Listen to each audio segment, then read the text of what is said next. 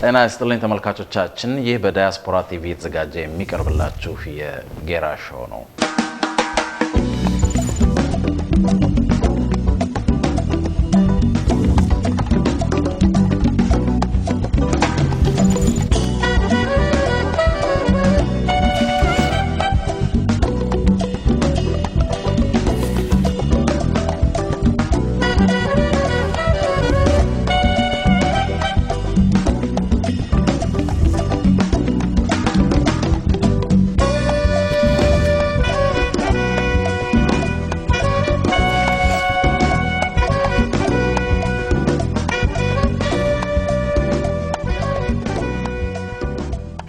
ዛሬ የመጀመሪያ እንግዳይ የምትሆነው የሪል ስቴት ባለሙያ የፋይናንሻል ኤጁኬተር የሆነችው እና የየቲ ፋይናንሻል መስራችና ባለቤት የሆነችው ወይዘሮ የቲ ሳቱ እዚህ ማላችን ትገኛለች። አንዴ ሞቅ ያለ አቀባበል ለሷ።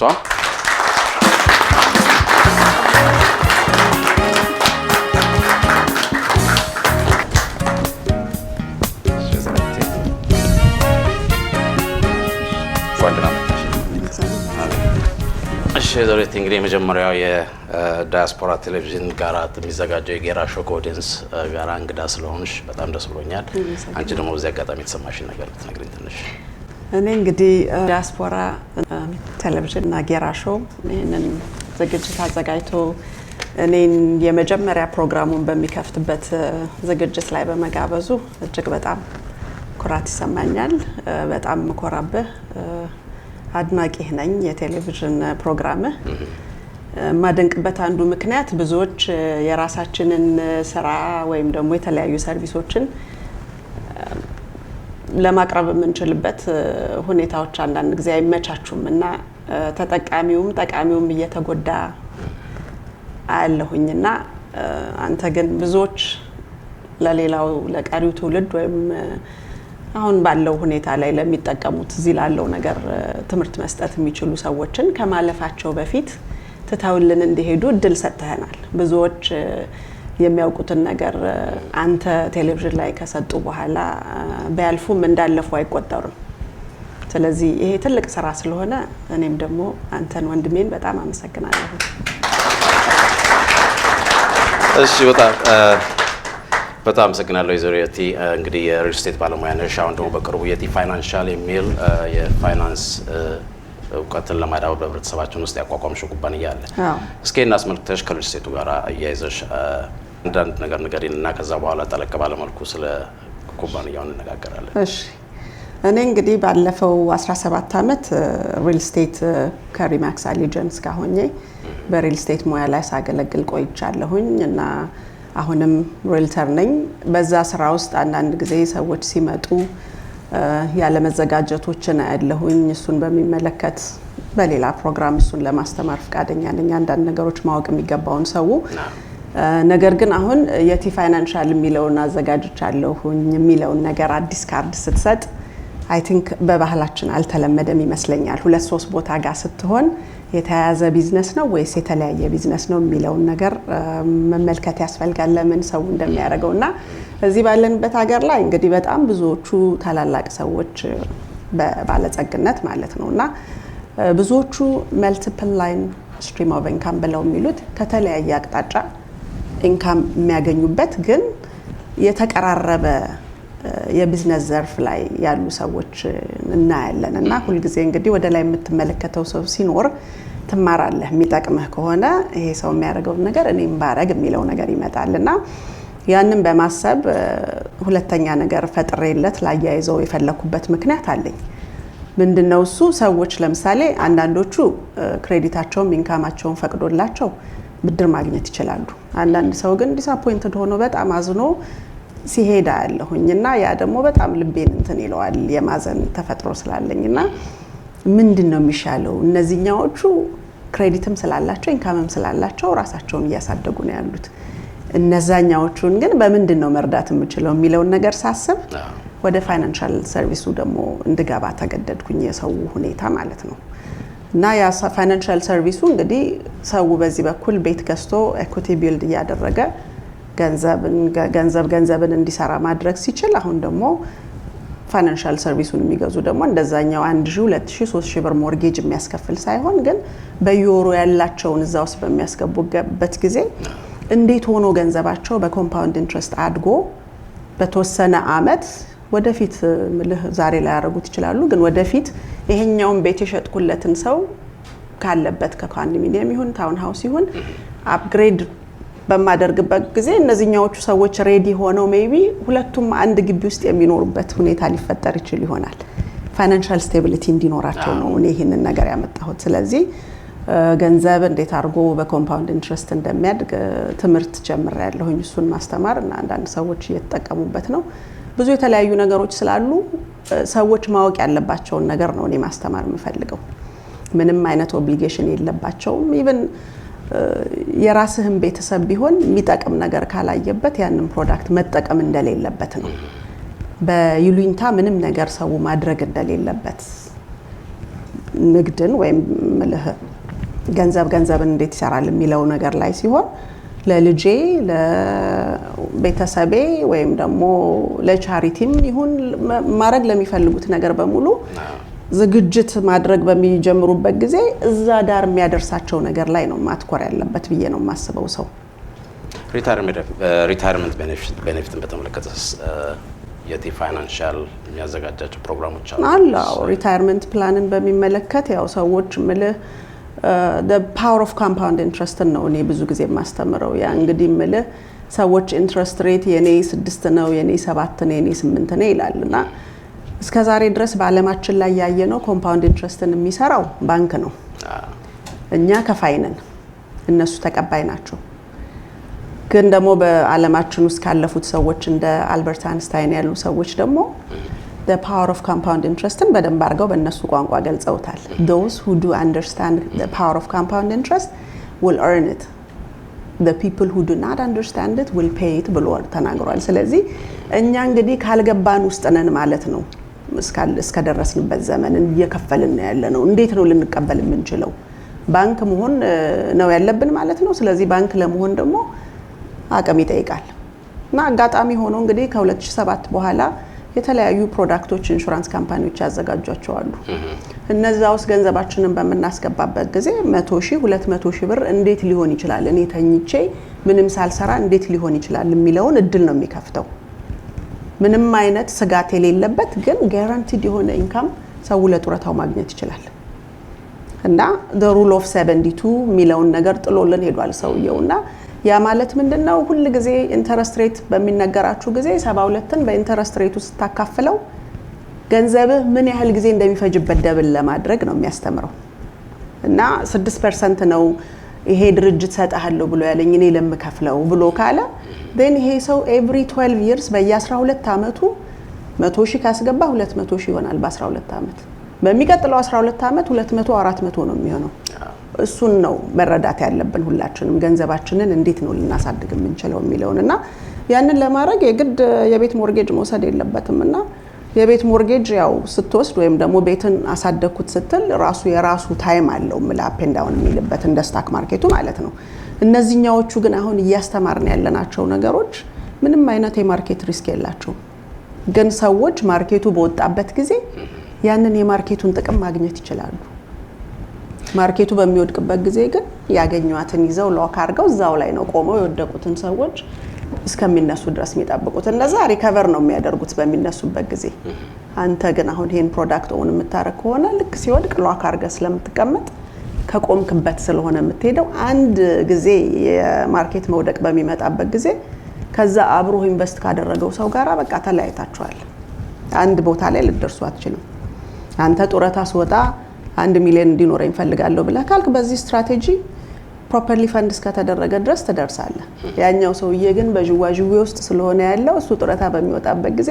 ምንም ነገርም ላይኖር ይችላል ምንም ነገር እንዴት ላይኖር ቻለ እኔ ለፍቼ የሰጠሁትን ገንዘብ ብሎ ደግሞ መጠየቅ የሚችለው ነገር የለም because 401k ኢንሹርድም አይደለም ቦንድድም አይደለም ስለዚህ እነዛን ልዩነቶች ነው የምትጠይቀው ሰው መኖር አለበት እንግዲህ ይሄን ካነሳሽ ዘንዳ በስለ 2007 ሜንሽን አድርገሻል ስለወጣው አዲስ ለውጥ ማለት ነው ከዛ ፊት እንደሚታወቀው ኢንሹራንስ እንግዲህ አንድ ሰው እስኪያልፍ ተጠብቆ ከዛ በኋላ ነው ቤኔፊቱ የሚወሰደው። አሁን ከዛ በኋላ በወጣው ህግ ግን ኢንሹራንስ ዊዝ ሊቪንግ ቤኔፊት የሚባል ነገር ነው። እሱ ነው። እስኪ ስለሱ ምን አይነት ሊቪንግ ቤኔፊቶችን አንድ ሰው ኤግዛክትሊ በእኛ ቤተሰብ ውስጥ ያለ ሰው ለምሳሌ ሊጠቀም ይችላልሽ ትመክሪያለሽ? ከቤኔፊቶቹ እንግዲህ በፊት እንዳልከው አንተ ሰው በሚሞትበት ጊዜ ብዙ ጊዜ የኛ ኮሚኒቲ ደግሞ ማለት ከባህላችንም ጋር በተያያዘ ሁኔታ ይሆናል ሞት እንዳለ እናውቃለን፣ ግን ኢንሹራንስ ሲባል ቶሎ እንደምትሞት ሰምቻለሁና ይሄ ነገር ያስፈልጋል ጌራ ብዬ እንደመጣው አይነት ነገር ነው ስሜት የሚፈጥረውና አቮይድ ለማድረግ ይፈልጋል ሰው። ያ ሳይሆን ድሮ ከሞትም በኋላ ወራሾች ነበሩ የሚወስዱት። አሁን ግን የመጣው ሊቪንግ ቤኔፊት የሚባለው በህይወት እያለ ማንኛውም አይነት ነገር ሲመጣ በአክቲቪቲ ኦፍ ዴይሊ ሊቪንግ ብለው የሚጠሩት አለ በዚህ ሀገር የሜዲካል ኢንዱስትሪ ማለት ነው። የዕለት ተዕለት ሁኔታችንን የሚያስተጓጉል ነገር መታጠብ ሊሆን ይችላል፣ ራሳችንን ችለን መብላት ሊሆን ይችላል፣ ከክፍል ወደ ክፍል መንቀሳቀስ ሊሆን ይችላል። የተለያዩ 6 ነገሮች አሉ። ከነዛ 6ቱ 2ቱ በሚናጋበት ጊዜ የሐኪም ማስረጃህን አቅርበህ ላምሳም አማውንት ወይም ደግሞ መንትሊ የሆነ ፔይመንት ቢያንስ ለ4 ዓመት ከ2 ወር ድረስ ሊደግፍ የሚችል ነገር አለ። ያ ማለት ለ4 ዓመት the longest disability ባለንበት ሀገር ላይ በጣም ለረጅም ጊዜ ቴኬር የሚያደርግ ነገር ነው። ከዛ ውጪ እንግዲህ ብዙ ስንቶቻችን እናውቃለን እንደው ቤት ይቁጠረው እንጂ ካንሰር ይዞታል፣ እንደዚህ ሌኬሚያ ይዞታል፣ ይሄ ይዞታል ተብሎ የሚባለው በጣም ብዙ ሰው አለ። ያ ሰው ግን ሳይዘጋጅ ስለሆነ እዛ ነገር ላይ የደረሰው አንዳንዶቻችን የሰው ፊት ለማየት አንፈልግም። ትላንት ስንረዳ ነበረ፣ ዛሬ ግን እርዳታ ነው እየጠየቅን ያለ ነውና 2 ነገር ነው የምናስታምመው። ህመም አለ፣ እንደገና ደግሞ የሰው ፊት ላይ ነው የሚለው ነገር አለ። እና እነዚህ አይነት ነገሮችን ግን አስቀድመ በመታረግበት ጊዜ ይሄን ሁሉ ችግር ይሸፍንልሃል። ፋይናንሻል ሃርድሺፑን ቤት ውስጥ የተለመደው ነገር በሙሉ ሊቀጥል ይችላል። ለተወሰነ ጊዜ ጠንከራ ያለ ገንዘብ ሊመጣ ይችላል ዲፔንዲንግ ኦን እንዴት አይነት ፕላን እንደምትገዛና ይሄ በጣም አስቸጋሪ ነው። ቤት ውስጥ የምትውል እናትና ልጅ ይዘን ህፃናቶች ከለመዱት ነገር ቤት ንብረት ይዘን ምናምን ባይኔ ያየሁት አለ። ቅርብ ጊዜ 2-3 ዓመት ሊሆን ይችላል። አንድ ወንድማችን እንደዚሁ አደጋ ደርሶበት ቤት ውስጥ የምትውል ነበረች ባለቤቱ፣ 2 ልጆች አሉ። እነዚህ ልጆች እሱ ካለፈ በኋላ ምንም የሚረዳቸው ሰው ሊኖር አይችልም። ያ ቤት ሞርጌጅ ሪፋይናንስም ተደርጎ በሷ ስም ሊዞር አይችልም፣ ምክንያቱም ኢንካም የለም። እና ስንኖር አካሄዱን በማወቅ ብዙ የምንጠቀመው ነገር አለና ሁሉ ነገር በወረቀት ላይ የሰፈረ ስለሆነ በዛ ሰው ላይ ጥርጣሬ እንኳን ቢኖር ብዙ ህግ አዋቂዎች አሉ። አንዳንዱ ፍሪ ኮንሰልቴሽን ይሰጣል፣ አንዳንዱ ያስከፍላል። ግን ያንን ሁሉ አድርገን የት ድረስ እንደው አጥራችንን ልናጥር እንደምንችል በቤተሰቦቻችን አካባቢ ማወቁ በጣም ተገቢ ነው ብዬ አስባለሁኝ እንጂ በወረቀት የተጻፈን ነገር ማመን መጀመር አለብን። ብዙ ጊዜ አቮይድ እናደርጋለን። ወደ የቲ ፋይናንሻል መለሰሽና አሁን ድጋሚ እንደሚታወቀው እንግዲህ በብዛት በእኛ በባህላችን ሆነ በሁሉም ሀገር ይመስለኛል ስለ ራስ ፋይናንሻል የሆነ እንትንን አውጥቶ መናገርና ማማከር ለሰው ትንሽ ከበድ የሚለው ደግሞ ወደኛ ሳይድ ስንመጣ ይመስለኛል። እና የቲ ፋይናንሻል አሁን ለምሳሌ ኮንፊደንሻሊቲን በተመለከተ ያንዳንድ ሰዎችን እኔ እንዲህ ያለብኝ ችግር አለብኝ፣ እንዲህ ነው ገንዘብ መቆጠብ አልቻልኩም፣ ይሄን ያህል ገንዘብ ሜክ አደርጋለሁ ይላሉ። ቢያንቺ ጋር በመጣበት ሰዓት ምን አይነት ዋስትና ሰጭኛለሽ ኮንፊደንሻሊቲን በተመለከተ? ዋስትናው እንግዲህ ብዙ ሰዎች እንግዲህ ከባህላችን ጋር የተያያዘ ነው። እሱም አንድ ችግር ነው መተው ያለብንና እዚህ ሀገር በመታወጣቸው ላይሰንሶች ላይ በተለያየ እንደዚህ ምልህ በከፍተኛ ደረጃ የሀገሩን ኢኮኖሚ ሁሉ ሊቆጣጠር በሚችልበት ሁኔታ ኢንሹራንስም ቢሆን ሪል ስቴት ላይሰንስ አውጥተህ በምትሰራበት ጊዜ እንዴት ማስተናገድ እንዳለብህ ከትምህርቱም ጋር ከላይሰንሱም ጋር የተያያዘ ነገር አለ እና ያንን በሚመለከት እንግዲህ አንዳንድ ሰው ብዙ ጊዜ እኔ ከኢትዮጵያዊ ጋር ወይም ኢን ጀነራል ከአበሻ ጋር መስራት አልፈልግም ይላል። አንዳንድ ጊዜ ላትፈርድበት ትችላለህ። ጥቃቅን በሆኑ ሰርቪስ ኢንዱስትሪዎችም ከለሄን አርጎ ከለሄንን ብሎ ያ ባለ ንግዱ ራሱ የንግዱ ባለቤት ውጭ አውጥቶ የሚናገረውን ነገር ይሰማሉ እነዚህ ተጠቃሚዎች ማለት ነው ደንበኞች። ይሄ እንግዲህ ባለንበት ሀገር ላይሰንስንም እስከ ማስነጠቅ ድረስ የሚያደርስ ነገር ነው። ሁለተኛ ነገር ደግሞ እነዚህ ሰዎች እነሱ በሚያመጡት ክላይንት ፕሮፐርሊ ከተያዘ ቢዝነሱ እነሱ በሚያመጡት ክላይንት ነው መቀጠል የምትችለው። ሁሉ ጊዜ በአድቨርታይዝመንት እንደ አዲስ ሰው ሊሆን አይችልም። ስለዚህ መጀመሪያ ነገር የሲስተሙን የቢዝነሱን ስታንዳርድና ኮድ ኦፍ ኤቲክሱን መታወቅ ያለበት እንዴት አድርጎ መስራት እንዳለበትና ያንን እኔም ባለፈው ጊዜ ሬዲዮ ላይ ወጥቼ በተናገርኩበት ጊዜ ሌሎች ሰዎች እንደዚሁ ሌላ ቦታ በጣም ግሩም ነገር ነበረ መጠቀም እንደው እንፈልግ ነበር ግን እንደው ካበሻ ጋር የሚለው ነገር እንደ ሐሳብ እንደቀረበ ሰምቻለሁኝና ያንን አቮይድ ለማድረግ እኔ በዚህ ድርጅቴ ውስጥ ከ40 በላይ የሚሆኑ አባላቶች አሉት። ፈርስት ፋይናንሻል የቲ ፋይናንሻል ላይሰንሴ በፈርስት ፋይናንሻል ሴኩሪቲ ስር ነው ያለው። ልክ የሪማክስ ላይሰንሴ የሪል ስቴት ላይሰንሴ በሪማክስ ስር እንዳለው ማለት ነውና ያንን አቮይድ ለማድረግ እንግዲህ ሁሉንም ሰው ለማጠቃለል ችያለሁኝ። እዚህ ድርጅቴ ውስጥ አሜሪካኖች አሉ፣ በነጩም በጥቁሩም፣ ከአውሮፓ አለ፣ ከኔዘርላንድስ የስፔን ተወላጅ አለችኝ፣ የኬንያዊት አለችኝ፣ እንዲሁም ኢትዮጵያውያኖችም አሉ። ስለዚህ ሰው ይሄንን የኔ ኬዝ በዚህ ሰው እንዲታይ አልፈልግም ማለት መብት ይኖረዋል። ሊስት ኦፍ ፒፕል ልሰጣቸው እችላለሁ ለነሱ ፒስ ኦፍ ማይንድ ማለት ነው። ከዛ ውስጥ የሚመርጡትን አበሻ ሆኖ የፈረንጅ ስም መርጦ ፈረንጅ ሰው ፋይሌን ያዝ ቢል እኔ ምንም ቅር የሚለኝ ነገር የለም። ያም ደግሞ ካሉት ውስጥ ሜምበሮች ውስጥ ደግሞ ከተለያየ ሀገር ዜጋ ተሰባስበን የምናደርገው ነገር ደግሞ ከሌ ፋይሌን ይዞ ይሄንን አይነት ነገር በአጋጣሚ ከሰው ሰማሁኝ ወይም እንዲህ ሆነብኝ ብሎ የሚልም ሰው ካለ ከእንደዛ አይነት ሰዎች ጋር ማቋረጥ ሁሉ የምችልበት አይነት በጣም ፈርም የሆነ ኢንስትራክሽን ነው ያለው እና በዛ በኩል ስጋት ሊገባቸው አይገባም። ምክንያቱም በዛኛው ቢዝነስ አያለሁኝ ሰውና እኔ ፈረንጆች ይዤ ስገባ እነሱ ደግሞ ፈረንጅ ሪልተር ይዘው ሲገቡ እንገናኛለን። ክላይንት አበሻ በዚህ በኩል ሪልተር አበሻ ሪልተር ከፈረንጅ ክላይንት ጋርና አንዳንዴ እንደ አንቺ እኮ ደፋር ሴት ነሽ ደግሞ ፈረንጆችም ታሳያለሽ። ላይሰንሱ አጋጣሚ ሆኖ ገደብ ስለሌለው ግድ ነው። ምክንያቱም ሰዎች እየተቀየሙ እየሸሹ በሚሄዱበት ጊዜ እነሱ ሄደዋልና እኛ ደግሞ ሌላ ቦታ እንሂድ ብለህ ለማለት አይደለም። እንደዛ ሊሆን አይችልም ስራ ብለህ ከያዝከውና የምትወደው ከሆነ። ስለዚህ ያለው ምንድነው እኔም ባሬን ከፍ አደረኩኝ። ባሬን ከፍ ሳረግ ደግሞ ያገሩን ሰው ማስተናገድ የምችልበትን እድል ፈጠርኩኝ ማለት ነው። ስለዚህ በዛ መልክ እንተያያለን። እንዴት ዋላችሁ ተባብለን ግን መጨረሻው ያኛው ገንዘብ ወደ ፈረንጅ ኪስ ሲገባ የፈረንጁ ገንዘብ ደግሞ ወደ እኔ ኪስ ይገባል። በዛ መልክ ነው በዚህ በከባድ ኢኮኖሚ ውስጥ ያለፍኩት። የራሴን ኤክስፒሪየንስ ሼር ላርጋቸው ብዬ ካልኩኝ በዚህ አጋጣሚ እንግዲህ ይሄ አጉል ባህል መወገድ ያለበት ነገር ነው ማለት ነው አይደለም እንዴ? በሀገራችን ልጅ መርዳቱ አይሻልም? የሚያስፈልገውን ነገር መጠየቅ ጥሩ ነው። ትክክለኛ ጥያቄውን ለማያውቅ ሰው ደግሞ እያንዳንዱ ኢንዱስትሪ ውስጥ እንግዳ ወይም ደግሞ ተጠቃሚ ሆኖ የሰው ልጅ ሲመጣ የማወቅ ግዴታ የለበትም። ያንን ነገር ስለማያውቅ ነው የመጣው። ስለዚህ ያንን የማያውቀውን ነገር ሊጠይቅ ይችላል። ያም ደግሞ ሰርቪስ ሰጪው ደግሞ እያንዳንዱን ነገር እንደማያውቅ አድርጎ ቢያውቅም ቢሆን እንደማያውቅ አድርጎ ተንትኖ የማስረዳትና ሰውየውን የማረጋጋት ወይም ሴትዮዋን የማረጋጋት ኃላፊነት ነው የኛ ስራ ያለብንና በዛኛው ኢንዱስትሪ አንዱ ነገር እዚህ እስካሉ ድረስ እነዚህ ውብ ወንድሞቻችንና እህቶቻችን እንዲያውቁት የምፈልገው በሪል ስቴት ኢንዱስትሪ በኩል አንዳንዴ ሰዎች ይመጡና ዚሎ እንዲ ብሎኛል፣ ሬድፊን እንደዛ ብሎኛል ምናምን ወይም አይቻለው የሚባል ነገር አለና ሐኪም ጋር ስትሄድ ኦፍ ኮርስ ጉግል አርገ ብዙ ነገር ማየት ትችላለህ። ግን ኦንላይን ዶክተር አይደለም እኔ ላይ በህይወት ያለሁኝ ዶክተር ነኝ ብሎ ይላልና ፕሪስክሪፕሽን ሲሰጥ አይግድ የለም ዶክተር ይዤው ሄዳለሁ አንተን ቅር እንዳይልህ ግን በየአይሉ እየሄድኩኝ በካርተን ከለሩ ደስ የሚለኝን ነው መዋጥ የምፈልገው ብለህ አትለውም አይደል? የሰጠህን ወስደህ ገዝተህ ጤንነትህን ትከታተላለህ። the same thing በጥብቅናውም ጉዳይ ለምሳሌ እንደው ከሰው ዘር ሳይሆን ከሌላ ነገር ነው የተፈጠርከው ብትል ይሄን ነገር ላሸንፍ እችላለሁ ቢል ነኝም ልትል ትችላለህ። ከዛፍ ላይ ነው የተቆረጥኩት ማለት ትችላለህ። እንዲሞላልህ ነው የምትፈልገው።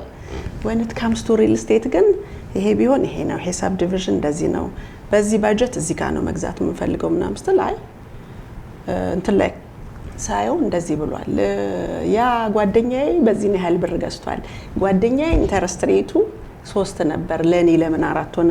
እነዚህ ነገሮች ሁሉ ያለማወቅ ሆነ የሚጠይቀው ጥሩ ነው፣ ግን ብዙ የምትጋፋባቸው ነገሮች አይደሉም። ምክንያቱም እያንዳንዱ ሰው ኢንካሙ ሌላ ነው፣ እያንዳንዱ ሰው ያለበት የዕዳ መጠን የተለያየ ነው፣ እያንዳንዱ ሰው ያለው የክሬዲት ስኮር ሌቭሉ የተለያየ ነው። ብዙ ነገሮች የሚለያዩ ነገሮች አሉ። ስለዚህ እንደ ጣት አሻራችን ያው የፋይናንሻል ኢንዱስትሪ የሚሆን ሌላውም ሞርጌጅ ኢንዱስትሪ የሚሆን ሪል ስቴቱ ሁሉም ነገር ብቻ እያንዳንዱን ሰው እንደየራሱ ነው ትሪት የሚያደርገው። ስለዚህ የከሌን አይነት ለማለት ትንሽ የሚያስቸግርበት ሁኔታ ስላለ ቢባልም የሚያስጨንቅና የሚያሳፍር ነገር የለም። ግን ለዛ የሚመጣውን መልስ ለመቀበል ፍቃደኛ መሆን አለበት ሰው። ምክንያቱም ሁሉ ጊዜ ተረተረት ወይም ደግሞ እንደዋላ አይደል እመነኝ እኔ እኮ እንዲህ ነው ብዬ ሳይሆን መናገር ያለበት ሰርቪስ ኢንዱስትሪ ውስጥ ያለ ሰው ሁሉ ጊዜ በኤቪደንስ ባካፕ ማድረግ አለበት የሚናገረውን ነገር። እኔ ዛሬ ይዤላችሁ የመጣሁት ነገር አለ፣ ይሄ የምነግራችሁ ነገር እንዴት ነው እንዲህ ሊሆን የቻለው የሚለው ጥያቄ ባንጎላችሁ ከመጣ በጣም ጥሩ ነገር ነው፣ ጤነኞች ናችሁ ማለት ነው። ስለዚህ ለዛች መድኃኒት መሰጠት አለበትና እነዚህን አቀርብላችኋለሁ ምን ማለት እንደሆነ ለምን እንደሆነ ይሄኛው ብሩ እንደ የሰራው ይዤ መጥቻለሁኝና እያንዳንዳችሁ ይዛችሁ እንድትሄዱ ፈልጋለሁኝ። ያ ማለት እውቀት እንድታገኙበት ነው እንጂ ከኔ ጋር የሚያስተሳስር ነገር የለም። ግን እኔ ማንኛውንም ነገር ሰው መቼም ያልፋል አይደል፣ በዚህ ምድር ላይ ለተወሰነ ጊዜ ነው የሚኖረውና ምንም ነገር ማቆን ያለፍኩበትን ላለፈው 30 አመት እንዴት ልስጠው ለሰው መስጠት ነው የምፈልገው። ግን ግፊያው በጣም ከባድ ነውና ነው የሚያጋፋ ነገር የለም። ደግሞ አንዳንድ ጊዜ የሰው ትራክ ሬከርድ መታየት አለበት። ለምንድን ነው ጉግል ላይ ገብተው ሬድፊን ይሄን ብሏል ወይም ደግሞ ዚሎ ይሄን ብሏል ሳይሆን ያሰው እንዴት ነው የሚያስተናግደው ሌሎቹን ከኛ በፊት የነበሩትን ደንበኞች ምን ይላል ለመሆኑ ሰዎች የሰጡት ቴስቲሞኒያል ሲባል ያንዳንዱ ሰው ስታዩት እንዴ ሰው ነው ወይስ መልአክ ነው እንደዚህ ፍጹም የሆነ ሰርቪስ የሰጠው ተብሎ በጣም የሚያስደንቅ እንትን ያላቸው ሰዎች አሉ፣ ሬከርድ ያላቸው ሰዎች አሉ። ስለዚህ ብዙ ነገር አለ አልፈው ቀደም ብለው የተሰጡትን ሰርቪሶች ሊያዩበት የሚችሉበት ነገር ስላለ በሪፈራል ሰው ሲመጣ ወይም ደግሞ ኦንላይንም የሰውን ሁኔታ አይቶ ሲመጣ ትልቁ ስራ ተሰርቷል ማለት ነው። ያ በጥርጣሬ ሊጎዳኝ ነው ሊያጠቃኝ ነው የሚለው አንዳንዴ ከካልቸርም ጋር ተያይዞ የመጣው ነገር በሙሉ ይወገዳል። ይወገዳልና ቀላል ነገር አይደለም። ያንን አስወግዶ ሰርቪስን ለማግኘት ወደ አንድ ቦታ መሄድና ምንም ነገር ሳያቅ ሲሄድ በቃ የሚጎዳውን ነገር ነው የሚጠብቀው ዙሪያና ቀኝ እንጂ የሚጠቅመውን ነገር አይይዝም። ስለዚህ አይምሮ ነፃ መሆን አለበት ከነዚህ ነገሮች በሙሉና እኔ ማንኛውንም ነገር ብጠየቅ በጣም ደስ ይለኛል። አሁን ወደዚህ ከመምጣቴ በፊት አንድ ክላይንት ደውሎ አሰብኩኝ ግን ማን ልጠይቅ አሰብኩኝ ስል በቃ ያቺ የፈረደባት የቴናትና እስቲ ልደውልና ብሎ እቃ ዲሊቨር አስደርጎ ዲሊቨር የሚያደርጉለትን ሰዎች ቤት የገዛኝ ክላይንት ነውና ለነሱ ቲፕ ለመስጠት ወጣ ብዬ መጣሁኝና ግን እንዴት ነው ይሄ ድርጅት ነው ይሄንን እቃ ዲሊቨር የሚያደርገው ምናምን ብሎ ተቃቀሰ። አይ ያ ድርጅት ኃላፊነት የለበትም ሰብ ኮንትራክት ስለሚያደርጉ እነዚህ ሰዎች ሌሎች ሰዎች ናቸውና እንግዲህ ገና ካልጨረሱ ስራቸውን ቫልዩብል አይተም ነው ብለ የምትለው ዞር ብለ አይተ አመስግነ ቲፕን ሰተ መለያየት ነው ምናምን አልኩት። ታንኪዩ እትዬ ምናምን አለና ለኔ አሁን ያ ትልቅ ነገር ነው፣ አጠግቦኛል። ከፍያ ያስፈልገውም። ስለዚህ መጠየቅ የምትችሉትን ነገር መጠየቁ እኔ ማቀውና ያለፍኩበት ከሆነ በደስታ ነው የምሰጠው በደስታና ስለ ፋይናንስ እንግዲህ አቋርጥሽና እንዲ በቀላሉ ተወርቶ የሚያልቅ አይደለም። ብዙ ራሱ የቻለ ሰፊ የሆነ እንትን ነውና ይሄንን ማስመልከተሽ የተለያዩ ሴሚናሮች ትሰጣለች በቨርጂኒያ አካባቢ።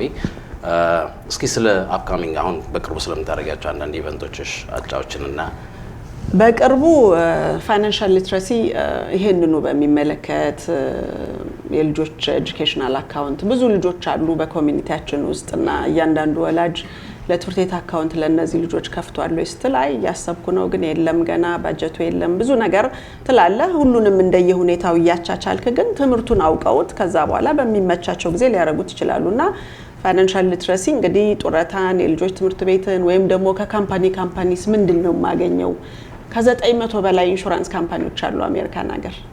በዚህ ውስጥ ግን ማንኛውንም ኮንሱመር ህዝቡን ሰውን ፈላጊውን ሊጠቅም የሚችል 7 እና 8 ነው ያለው። ሌሎቹ በሙሉ በችርቻሮ ሁኔታ ውስጥ ያሉ ናቸው። ያንን እንዴት ነው ልትማሩ ወይም ደግሞ ሰው ሊማር የሚችለው ከባለሙያው ሲሰማ ነው አይደል እንዴ? ስለዚህ ከነዛ 7 8 እነማን ይሆኑ? እኔ እኮ ኢንሹራንስ ነበረኝ እዚህ ጋር ሁሉንም ቢትዊን ዘ ላይን ሲታይ ነገሩ የተለያየ ትርጉም ያለው ወይም የተለያዩ ጥቅሞች ናቸው ያሉት። ይሄ መስሎኝ ነበር የሚለው ነገር አለ። አሁን ባለፈውም ሳምንት አንድ ሬዲዮ ላይ እንደዚሁ ስለ ኢንሹራንስ ትምህርት ሲሰጥ የሰማሁት አይ ሌላው ሰው በኦፕን ኤር መጥቶ ጓደኛዬ እንደዚህ ገብቶ ምንም ኢንሹራንስ ዋጋ የለውም አይጠቅምም አትግቡ ምናምን የሚል ነገር ነበረ። የብዙውን ሰው ሲታይ ይገባል ሰው ግን ኤክስፓየር የሚያደርግ ሆነ ደግሞ ጊዜውን መከታተል ያስፈልጋል። በአጋጣሚ ሰውየው ጥሩ መልስ ነው የሰጠው የኢንሹራንስ ባለሙያው። ምክንያቱም አምጥተው ሳይ አንዳንዶቹ ከተቃጠለ 5 አመት የሞላው ኢንሹራንስ ግን ኢንሹራንስ አለኝ ብሎ ነው የሚያሰው ያለው የላይፍ ኢንሹራንስ እና አደጋው በሚደርስበት ጊዜ ኤክስፓየር ያደረገ ነገር ነው እንግዲህ ኤክስፓየር ያደረገ ምግብም አይሰራም ድራይቪንግ ላይሰንስም አይሰራም ሁሉም ነገሮች ከተቃጠሉ በኋላ የተቃጠሉ ነገሮች ናቸው ዋጋ የላቸውም ተቃጠለ በቃ ስለዚህ በተቃጠለ ነገር ስንገለገል እስካሁን ድረስ ካላየን ይሄኛውም እንደሌላው እንደምንገለገልበት እቃ ተቃጥሏል ማለት ነውና ኢንሹራንስ የሸጠው ሰው ሳይሆን ካምፓኒው ሳይሆን ሊወቀስ የሚገባው ግለሰቡ ራሱ ሳይከታተል ቀርቷል የራሱን ፋይል የራሱን ሁኔታ ማለት ነውና ያንን ሁሉ ብዙ ነገሮች ናቸው ስንቱን ነግራቸዋለሁኝ ግን በጣም ብዙ ነገሮች በዛ ውስጥ ይካተታሉ ሰፊ ኢቨንት አለ ጁን 10 አሌክሳንድሪያ ውስጥ ከእናት ሬስቶራንት ፊት ለፊት ያለው ሲኒየር ሴንተር ውስጥ ከ5 o'clock እስከ 9 o'clock ድረስ እናዘጋጃለን እና ያንን መታችሁ ተካፈሉ ሌሎችም የምታውቁ ካላችሁ ምንም ኮስት የሚያደርግ ነገር የለም በጣም ድሩም የሆኑ በከፍተኛ ደረጃ የሚታወቁ ጠበቆችም እንደዚህ women entrepreneur ቢዝነስ የሚፈልጉ ሰዎች ሴቶች ካሉ መቋቋሚያ የለኝም እንደው እንዴት ነው የሚገኘው ምናምን የተለያዩ ፍሪ ኮርሶች የሚሆኑ ገንዘብም ቢሆን እስከ 25000 ብር ድረስ መቋቋሚያ ገንዘብ ለሴቶች ቢዝነስ ለሚያስቡ የሚሰጡ ሰዎችንና ያገሩን ሰዎች ጋብዣ ያመጣለሁኝ ልንጠቀም የምንችልባቸው ነገሮች አለ እንደ ይሄ ነገር አስብ ነበር ግን እንደው መንገዱ ጠፍቶ የነበር ብለው ብዙዎች ሊደሰቱ ይችላሉ በየገምታለሁ በሚቀርበው ፕሮግራም እና ኮስት የሚያደርግ ነገር የለም ሁሉም ነገር በኔው የተሸፈነ ነው ምክንያቱም እኔ መስጠት ነው የምፈልገው እግዚአብሔር እስከሰጠ ድረስ መስጠት ነው ሌላ ነገር ምንም መፍትሄ የለውም ደስታ ለማግኘት ትክክል ሰው ሜይ 8 ሱ ኢቨንት አለሽ ማለት ነው ጁን 10 ከዛ በተጨማሪ ደግሞ እንግዲህ ከየቲ ከዳያስፖራ ቴሌቪዥን ጋር በመሆን በየሳምንቱ ፋይናንሻል ኤጁኬሽን በተመለከተ የምታስተላልፉ ፕሮግራም ይኖራል እንግዲህ ያ ፕሮግራም ለምን ያህል ጊዜ እንደሚቀጥል እንጅነሽ የምታውቂው እሱን ላሳውቃችሁ ብዬ ነው ወደፊት በዚህ አጋጣሚ እንግዲህ ሌላ የምትይው ነገር ካለ ሌላ ምለው እንግዲህ እናንተን መቼም ፈተና ከተፈተን ቆይተናል ብላችሁ እንዳታስቡ ቅር እንዳይላችሁ ግን አንድ ጥያቄ አለኝ ያንን ለሚመልስ ሰው እቺን ትንሽ ነገር ይዤ መጥቻለሁኝና አሁን እዚህ ከተሰበሰብነው ውስጥ ይሄንን አይነት ምንም አይነት ኢንቨስትመንት ይሁን ከአይምሮ ሰላም ጋራ ከፒስ ኦፍ ማይንድ ጋራ በኮምፓውንድ የሚያድግ ፕላን አለኝ የሚል ሰው ካለ ያንን ሰው መሸለም ፈልጋለሁ ምክንያቱም ብልህ አስተዋይ ሰው ስለሆነ እዚህ ውስጥ አለ ስለዚህ እናንተ ሁሉ የኔ ደንበኞች ናችሁ ማለት ነው በዚህ አጋጣሚ ይሄም ራሱ ጸጋ ነው ለነገሩ እናንተ በሙሉ ደንበኞች ከሆናችሁ ስለዚህ ማንንም ሰው የለውም እንግዲያው ይሄንን ነገር ይዤ መመለስ አልፈልግም አቴንዳንሱን የያዘ ሰው ማን እንደሆነ አይታወቅም ግን መጀመሪያ ለመጣ ቤተሰብ ይሄንን ነገር አሳልፌ መስጠት ፈልጋለሁ ወደዚህ ፕሮግራም ነው የተጠየቅሽው ወይስ ገና ጠየቁ እኮ እጁን ያወጣው ይነሳ አጃችሁን አውጡና መልሱ እኔ ስላየሁት ነው ውስጥ ያለውን ነገር ተደብቀ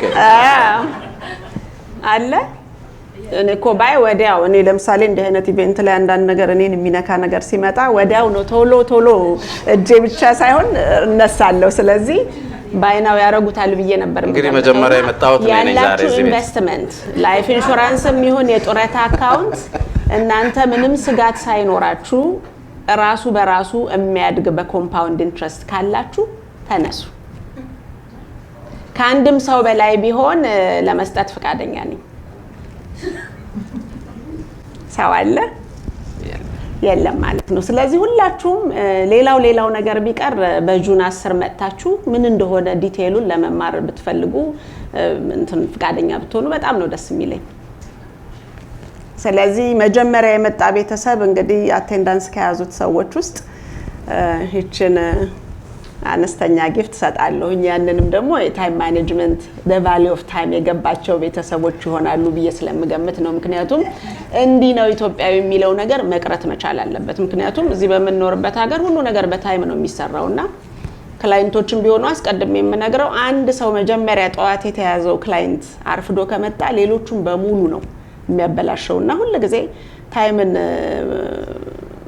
እንትን ማድረግ መልመድ መቻል አለብን በሰዓቱ ለመገኘትና ያንን መጀመሪያ የመጣ ፋሚሊ ኮነ እነሱ ችግር የለም እዚህ ውስጥ ያለው ነገር ለሁለት ሰው ስለሆነ አይደለ ፋሚሊ ኖር እንጂ ሰዓቱም እንዲህ መሆን አለበት ያልኩት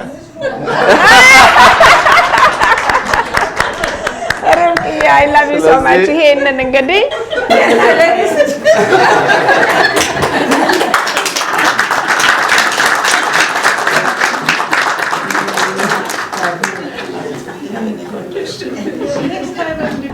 እንግዲህ ወይዘሮ የቲ ሰዓቱን አንድ ጊዜ ሞቅ ያለ በጣም እናመሰግናለን።